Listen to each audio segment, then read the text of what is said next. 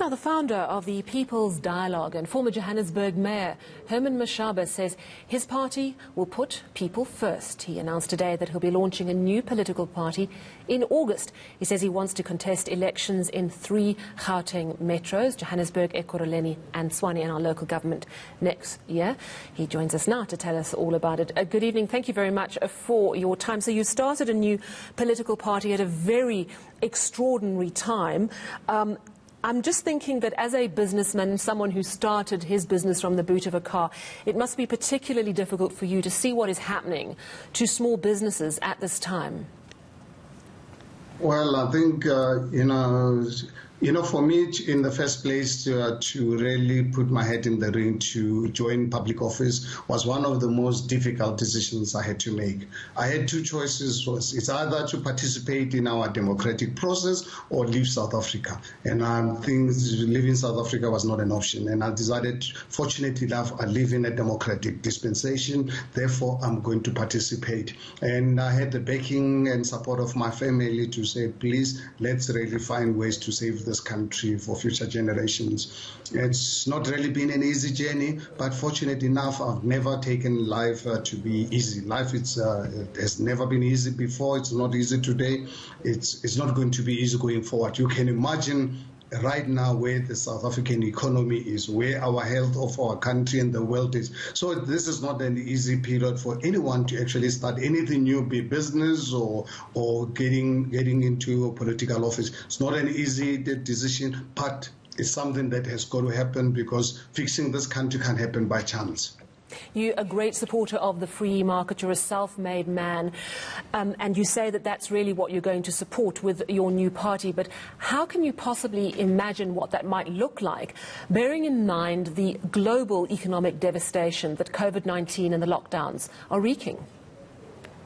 Well, I think the only way we're going to survive this coronavirus, post it, it's actually by steering the economy. Because I think if you look at the damage caused to the economy, not of South Africa, all over the world, unfortunately, the South African economy was at a stage of actually going into an ICU by the time coronavirus hit our shores, unlike other countries. So ours, from an economic point of view, we're in a worst situation. We're one of the worst countries in the world to really go through this. But at the end of the day, we have to make a plan as South Africans to really come out of this. And I believe it's through the free market system. It's through encouraging particularly small businesses to really be the role players. They need a government that is going to be sensitive, that is going to create opportunities for them to employ our people and start businesses and be encouraged. We know that this is such a very difficult time. We have to tread that tightrope between making sure that the health of our nation is protected, that we plan for this pandemic, which could be absolutely devastating, and at the same time we see the devastating economic consequences of shutting down our economy as we have. We're due to hear from our President in less than an hour. What are you hoping to hear? What do you think we need to hear tonight? Earlier on, I was having dinner with my family, and I said, I really hope, because I saw the news messages a few hours ago that the president is going to be addressing us tonight at 8:30. And I really pray and I really hope that the president is going to lead this country, take us into confidence of what they are deciding to do about the future of this country. Yes, the president has done a commendable work in protecting us against the spread of this disease. However, the president has also spectacularly failed us on an economic front, because as human beings, we don't really live off fresh air. We need an economy that works so that our people can get job employment opportunities, not to rely on the state. You can imagine right now, our people are relying on the state that is literally broke. So we're in a real difficult situation. I really hope that the president must ensure that he opens up more the business opportunities, but at the same time, make sure that we control social distancing and other measures that we can put in place, that the businesses, as they operate, they've got to really be sensitive to the health of our people. Now, you're going to be contesting the local government elections next year. You're focusing just on 3 metros here in Gauteng.